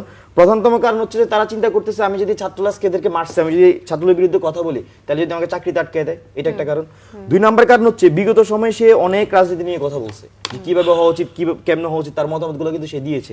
দেওয়ার পরও দেখা গেল যে এই জিনিস কোনো কিছু আসলে বাস্তবে কোনো ফল আনতে পারেনি। ফলত সে তার এই যে কথাগুলা সে মনে করতেছে যে আসলে আমি কোথায় বলতেছি। তো বাকি একটা সম্পর্ক আছে, আমি ওকে কোঅপারেট করছি 30 সেকেন্ড জাস্ট। ঢাকা পলিটেকনিক ইনস্টিটিউটে দেখবেন ছাত্র শক্তি ছেলেদেরকে পিটাইছে ছাত্র দলের নেতারা। পিটানোর পরে 1 মাস পরে আবার শিবিরের লোকজনকে রুমে ঢুকে পিটাইছে। কেস হচ্ছে সামনে একটা খোলা মাঠ আছে, সেই মাঠে রিক্সা রাখবে, পার রিক্সা 150 টাকা করে দেবে পার ডে। রিক্সার চাঁদাবাজি নিয়ে শিবিরের ছেলেরা এবং ছাত্রছাত্রী ছেলেরা আটকাই দিল, যেখানে চাঁদাবাজি করা যাবে না, এগুলো চলবে না। এই জন্য তাদেরকে আক্রমণ, দফায় দফা আক্রমণ, এটা হচ্ছে ওদের ইনকাম সোর্স।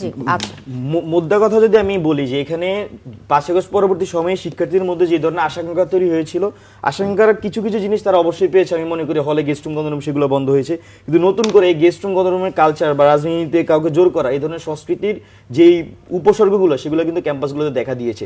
ক্যাম্পাসের আশেপাশে যখন চাঁদাবাজি শুরু হচ্ছে, তখন আসলে ক্যাম্পাসের ভিতরে এই জিনিসটা যে এন্টার করবে, এটা শিক্ষার্থীরা বুঝে। ফলত শিক্ষার্থীরা এখন আবার নতুন করে যে ভয় সংস্কৃতি তৈরি করা হয়েছে ক্যাম্পাসে মারার মাধ্যমে, তারা এখন নতুন করে আবার চুপ হয়ে যাওয়ার এক ধরনের প্রবণতা তৈরি হচ্ছে। ধন্যবাদ আবু বাকের মজুমদার। ফারহান আরিফ, অনেকগুলো অভিযোগ সাধারণ শিক্ষার্থীদের মধ্যে ভয়ের তৈরি হয়েছে, এবং তারা আসলে রাজনীতি যে চায় না তার কারণটা বলা হচ্ছে যে যেহেতু এই মুহূর্তে বিএনপি ক্ষমতায় আছে, ছাত্র দলের মধ্যে এক ধরনের পাওয়ার প্র্যাকটিস, যেটা নিয়ে কিছুক্ষণ আগেও কথা হচ্ছিল। এবং সেই সাথে এস.এম. ফরহাদ, আপনার বিগত দিনের যে ঘটনাটি জাহাঙ্গীরনগর বিশ্ববিদ্যালয়ে, সেখানে সরাসরি বললেন যে ওই ঘটনাটিতে আপনাদেরই সম্পৃক্ততা ছিল। এই দুটি অভিযোগ নিয়ে যদি আপনি আলাদা করে বলেন।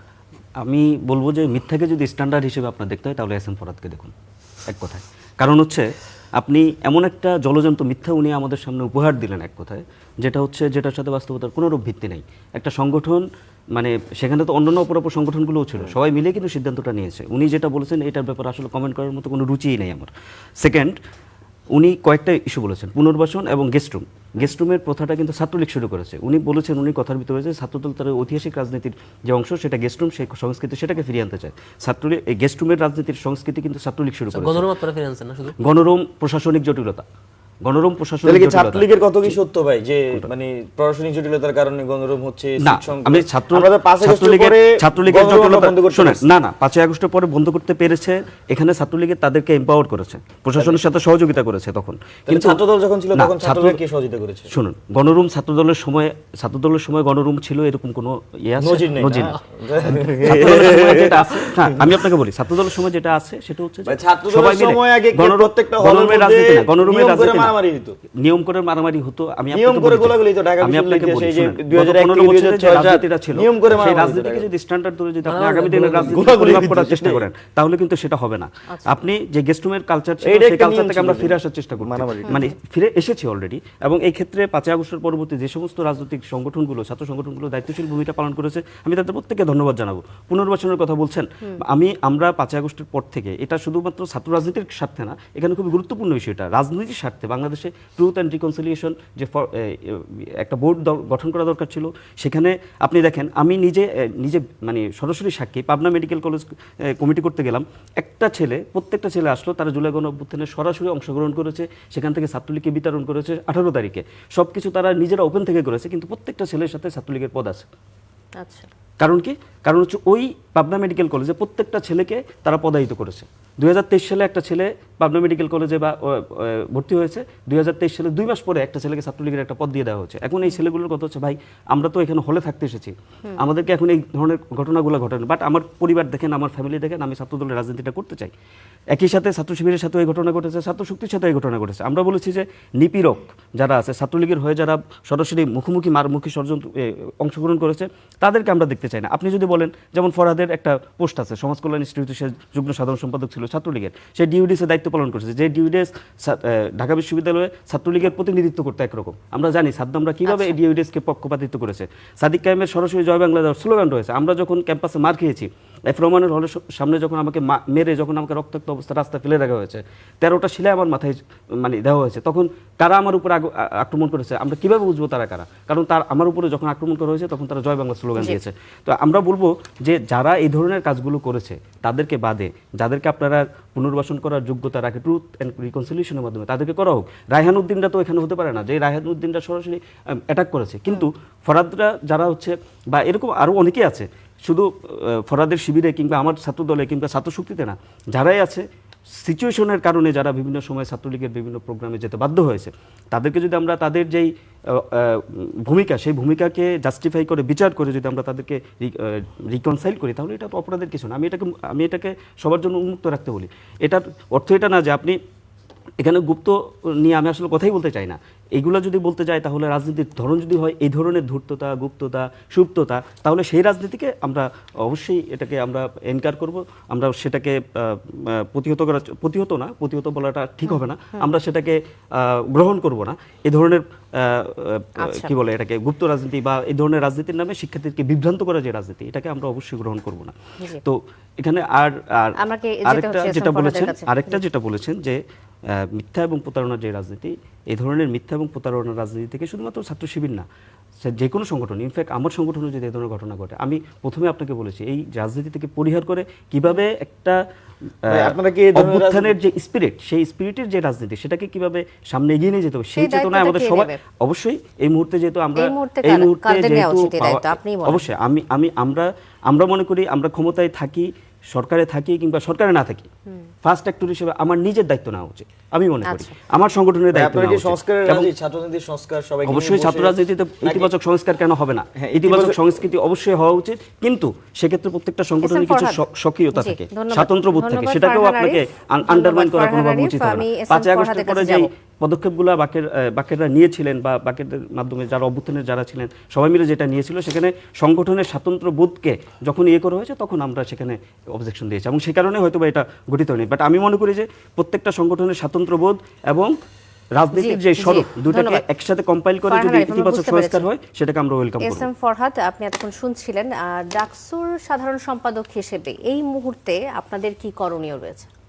এখানে আমাদের করণীয় স্পষ্ট, সেটি হচ্ছে প্রথমত প্রশাসন যাতে কাউকে পুনর্বাসনের জন্য চেষ্টা না করে, কোনো অপরাধীকে ছাড় না দেয়, এই নিশ্চয়তা দেওয়ার জন্য প্রশাসনকে যাতে লাইনে রাখা যায় চেষ্টা আমাদের অব্যাহত রাখা, প্রত্যেকটা অপরাধী পানিশমেন্টের জন্য।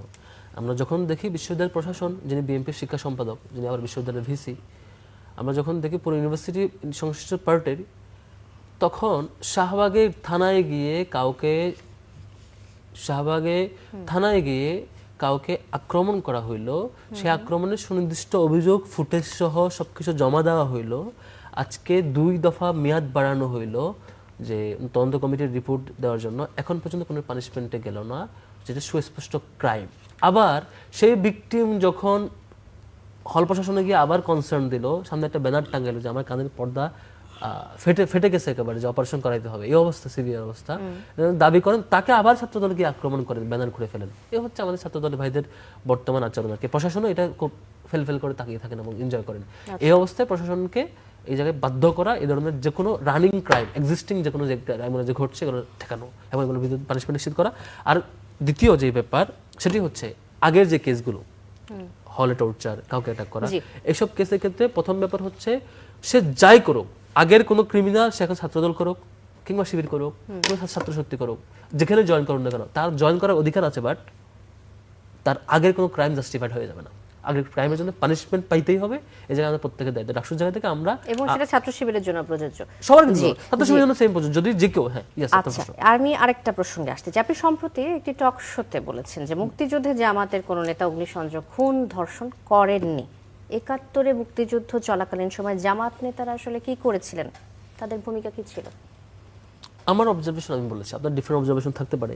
আমার অবজারভেশন আমি কেন বলেছি, মুক্তিযুদ্ধের পরে কার কি ক্রাইম আছে না এটা দেখবো মুক্তিযুদ্ধের পরে ইমিডিয়েট যে মামলাগুলো হয়েছে, তাদের অভিযোগ আসছে, অভিযোগ হয়েছে। মুক্তিযুদ্ধের পরে শেখ মুজিবের শাসনামলে পিরিয়ডে তার পরে পরে অনেকগুলো মামলা হয়েছে, অনেককে গ্রেপ্তার করা হয়েছে, অনেককে সাধারণ ক্ষমা ঘোষণা করা হয়েছে, অনেক কেস। যাদেরকে এত এত হাজার হাজার অ্যারেস্ট হওয়া, এত এত মামলা হওয়া, এত এত লিস্টেড অপরাধী, কোনো তালিকায় তাদের নাম কেন ছিল না আমি জানি না, নাম্বার 1। নাম্বার 2, তারা যদি অপরাধে জড়াইতেন সুনির্দিষ্ট, তাহলে আপনি ফেয়ার বিচার করতেন, ফেয়ার ট্রাই করতেন। আমি যখন দেখি আপনি তার সাক্ষীকে গুম করে উঠায় নিয়ে যান, তাকে আবার ভারত পাওয়া যায়। আমি যখন দেখি আপনি লয়ারকে আসতে দেন না, যে লয়ার এটা কেসটা ডিল করতে চায়। আমি যখন দেখি এই জিনিসটা নিজের স্ট্যান্ডার্ড আপনি যে ব্যাখ্যাটা দিলেন, তার মানে আপনার কথা থেকে বোঝা গেল যে ওই সময় জামাত নেতারা আসলে এই ধরনের কোনো ঘটনা ঘটেনি, এমন কোনো অভিযোগ যেগুলো সবার কাছ থেকে আমাদের শোনা। অবশ্যই আমরা ওই সময় ছিলাম না, আমাদের অনেকেই ছিলেন না, তাহলে তার মানে কি দাঁড়ালো? কে ঘটিয়েছে কে ঘটায়নি ইস্যু এটা না, ইস্যু হচ্ছে আমার 71 বাংলাদেশের মুক্তিযুদ্ধ আমার এদেশের জন্মের, এদেশের তৈরির একটা মেইন বেসমেন্ট। এটার বিরুদ্ধে রুল প্লে করা কোনো জিনিস আমি নিশ্চয়ই কনসিডার করব না। কিন্তু বিপরীত জন্য আমি দেখি বিএনপির এমপিরা আজকে বড় বড় বক্তব্য দেন সংসদে দাঁড়িয়ে, অথচ যে দল ডানে বামে উপরে নিচে উত্তরে দক্ষিণে সব জায়গায় রাজাকার নিয়ে ভরপুর ছিল স্টার্টিং থেকে। আপনি বিএনপির স্টার্টিং স্টেজে পুরো কমিটির লিস্ট করবেন, মোর দ্যান 50% অলমোস্ট সবার স্বঘোষিত স্বাধীনতার বিরুদ্ধে ভূমিকা রেখেছেন। যে দল এভাবে স্টার্ট হয়েছে এবং বিভিন্ন পর্যায়ে মন্ত্রী এমপি থেকে শুরু করে যেভাবে স্টার্ট হয়েছে, এটা রাইট কিনা রং সে আলাদা, বাট হয়েছে সেই দল আলাদাটাই কেন এখানে করা হচ্ছে? আপনার নিজের অপরাধ জাস্টিফাই করতে গিয়ে আপনি বিএনপির উপরে কেন আসছেন? আপনি আপনারটা বলেন। আমার ওই ভাই নোট নিতে পারে আমি ভুল কিছু বললে। তো যে দল এমন করে তার জার্নি শুরু হয়েছে এবং শেষ করছে, তারা যখন এখন বক্তব্য দেয়, আবার যে দল গত 15 বছরের সাথে আন্দোলন করেছে, আবার যে দল পুরো 5 বছর বা পুরো সময় জোট ছিল, তখন কোনো কনসার্ন আছে তাদের বক্তব্যে, এই বক্তব্য তখন আমি জাস্ট একটু রিকল করি। আবার দ্বিতীয়, এই ইস্যুতে যে কোনো ক্রাইম, যে কোনো জিনিস ফেয়ার ট্রায়াল হওয়া উচিত, পাবলিক ডিসকাশন হওয়া উচিত, ওপেন ডিবেট হওয়া উচিত, খোলামেলা আলাপ হওয়া উচিত। যাদের হিসেবে আমরা ব্যর্থ, যে আমাদের পূর্ববর্তী প্রজন্ম যারা এখানে জন্মেছিলেন, তারা আমার দেশের জন্য একটা গুরুত্বপূর্ণ বেসমেন্টকে তার একটা কমন হিস্ট্রি সহ আমাদেরকে রেডি করে দিয়ে যান নাই। ভাইরা ক্ষমতায় আয়সা বলে যে জিয়াউর রহমান ঘোষক, আরেক গ্রুপ এসে বলে আরেকটা, আর ভাইরা বলে যে না আর অনেকের কন্ট্রিবিউশন, একজন একটা কেন বলবে? কমন জায়গায় আবু বাকের মজুমদার, আপনার কাছে আসতে চাই। বিভিন্ন ছাত্র সংগঠনের মধ্যে এই যে দ্বন্দ্ব, যেটি শুরু থেকে আপনি বলছিলেন যে সংস্কার প্রয়োজন, যেটি নিয়ে বারবার কথা বলছেন, কি ধরনের সংস্কার প্রত্যাশা রাখেন? একেবারে শেষে আছে। আচ্ছা, আমি যেটা বলেছি মূলত যে সংঘাতগুলো তৈরি হচ্ছে, সেই সংঘাতগুলোর বিকল্প আমার কাছে মনে হচ্ছে সংলাপ। কারণ আমার চাহিদা একরকম হতে পারে, ফারহান আরিফ ভাইদের আরেক রকম চাহিদা হতে পারে, ফরাদ ভাইদের আরেক রকম চাহিদা হতে পারে। এই চাহিদার সমাধান হচ্ছে একমাত্র সংলাপ, এবং সেই সংলাপের মধ্যে দিয়ে আমরা এমন একটা ছাত্র রাজনৈতিক পরিবেশ চাই, যে রাজনীতির পরিবেশ দিয়ে সকল ছাত্র সংগঠন ইতিবাচকভাবে তাদের রাজনৈতিক প্র্যাকটিস করতে পারবে। যেমন ঢাকা বিশ্ববিদ্যালয়ের সিনারি ধরে যদি আমি বলি, এখানে আমরা মনে করি যে সকল ছাত্র সংগঠন তাদের যে রাজনৈতিক কার্যক্রম আছে সেটা তারা ক্যাম্পাস পরিসরে সুশৃঙ্খলভাবে পরিচালনা করবে, এবং ছাত্র সংগঠনগুলো হলগুলোতে যেই আগে দখলদারিত্বের রাজনীতি ছিল এবং প্রশাসনের সাথে মিলে যে দখলদারিত্ব, সেই ধরনের রাজনীতিতে এন্টার করবে না। এবং বিশ্ববিদ্যালয়ের প্রশাসন, বিশেষ করে হল প্রশাসন দিয়ে শুরুটা ঝামেলা হয়। এই হল প্রশাসন কিভাবে হলে ছাত্র সংঘগুলোকে ডিল করবে, এটার একটা রোল মডেল তৈরি করা উচিত। এবং বিশ্ববিদ্যালয়ের প্রশাসন ছাত্র সংঘগুলো কিভাবে ডিল করে বিভিন্ন সিদ্ধান্ত তারা নেবেন, এই বিষয়গুলো যদি আমরা সমাধান করতে পারি, আমি আশা করি যে ক্যাম্পাস পরিসরে আমরা এই সমস্যার সমাধান শুরুতেই করতে পারবো। আমরা সেই প্রত্যাশা রাখি, এই সমস্যাগুলোর সমাধান হোক। অনেক ধন্যবাদ আবু বাকের মজুমদার, এস এম ফরহাদ এবং ফারহান আরিফ, আপনাদের তিনজনকে অসংখ্য ধন্যবাদ। আমাকে শেষ করতে হচ্ছে। আচ্ছা, 10 সেকেন্ড বলতে যাচ্ছেন, বলেন, একটু সময় পাওয়া গেছে। জাহাঙ্গীরনগর বিশ্ববিদ্যালয় নিয়ে ভাই বলেছিলেন, আমি জাস্ট এটাই বলবো, জাহাঙ্গীরনগর বিশ্ববিদ্যালয়ের শিক্ষার্থীরা কি চায়, তার হোল প্রশাসন থাকা সত্ত্বেও রায় দিয়েছে। ভাইদের ভোট এবং শিবিরের ভোট আপনি দেখবেন জাকসু ইলেকশনে। রায়হান নিয়ে কথা বলেছে, রায়হান কাউকে অ্যাটাক করেছে, এই ছবি থাকলে ভাই এখানে দেখাবে, আমি রিপ্লাই দিব, কাউকে অ্যাটাক করেছে অভিযোগ দিয়েছেন। আর কর্মী সংখ্যা নিয়ে একটা কনসার্ন আছে, শিবিরের কর্মী সংখ্যা নিয়ে তালিকা দেওয়া হয় না। আমি জাস্ট এটুকু বলবো, এটা লাস্ট, সেটি হচ্ছে বিএনপির ছাত্রদলে এখন ওয়েবসাইটটাই নাই, গঠনতন্ত্র নেই। যদি আমি জানতাম যে তাদের মিছিলে যারা তৈরি পুরো কর্মী তালিকা তারা প্রিন্ট করে দিতেন, কোনো পার্টি দেখে না জানি না যে আমাদের কর্মী 1000 তালিকা দিলাম, তাহলে আমরা শুরু করি। জি ফারহান আরিফ, জি দুইটা ইস্যু, একটা হচ্ছে উনি খুব ভ্যালিড একটা অভিযোগ করেছেন যে গঠনতন্ত্র নেই, কি ওয়েবসাইট নেই, এগুলো নিয়ে আমরা বারবারই কাজ করেছি। আমি নিজে এটার সাথে জড়িতই ছিলাম। আপনি জানেন যে বিগত ফ্যাসিস্ট আমল আমাদেরকে কি ধরনের ভূমিকার ভিতরে দিয়ে যেতে, আমাদের নয়াপল্টন কেন্দ্রীয় কার্যালয়ে অসংখ্যবার আপনার অভিযান চালানো হয়েছে তৎকালীন ডিবি হারুনের নেতৃত্বে। আমাদের অনেক তথ্য ইনফরমেশন এগুলো তারা নিয়ে গিয়েছে, আমরা আবার কাজ শুরু করেছি, আবার নিয়ে গিয়েছে, এখন এটার কাজ আবার জিজ্ঞাসা হচ্ছে গত 1.5 বছর সময় পাইছেন, 1.5 বছর একটা গঠনতন্ত্র কাউন্সিল করে অ্যাপ্রুভ করার সুযোগ ছিল। অবশ্যই সেটা প্রক্রিয়া আছে, আমরা তো বলছি 2 প্রক্রিয়া বছর আছে। লাগে এটা কাউন্সিল দিতে? কেন লাগবে না, কেন আমার কমিটির মেয়াদ তো আছে 2 বছর। এর ভিতরে আপনি মেয়াদ নতুন, হ্যাঁ অবশ্যই, এই মাত্র 1 মাস হলো কমিটির মেয়াদ শেষ হয়েছে। আপনি আমরা কি করব সেটা তো আগামী দিনে দেখার বিষয়, তাই না? জি। আরেকটা বলা যাবে, হ্যাঁ, হ্যাঁ, হ্যাঁ, শেষ আরেকটু হচ্ছে যে যেই কথাগুলো বলেছেন 1971টাকে নোট করেছেন তো, 71-এর ব্যাপারটা হচ্ছে আপনার আপনি যখন 71টা আসে, 71-এ জামাতের কোনো ভূমিকা ছিল না, মানে নেতিবাচক ভূমিকা ছিল না, এই কথাগুলো যখন বলা হয় তাহলে এগুলো হচ্ছে এক ধরনের পাগলের প্রলাপের মতো মনে হয়। কারণ হচ্ছে তৎকালীন যে দৈনিক আজাদ বা বাংলা পত্রিকা আছে, আমি শুধু এতটুকুই বলবো যে তারা যেন এসএম পড়ার জন্য সেই পত্রিকাগুলো একটু উল্টিয়ে দেখেন। তৎকালীন সময়ে ইসলামী ছাত্র সংঘের ভূমিকা কী ছিল, তাদের সাথে পাক মিলিটারি বাহিনী একসাথে যৌথভাবে আলবদর আল শামস কমিটি গঠন করেছিল, সেটার যেমন ইতিহাস আছে, গোলাম আজমের তৎকালীন বক্তব্যগুলো যেমন ইতিহাস আছে, এগুলো সবই ইতিহাসের দস্তাবেজ, দলিল দস্তাবেজ।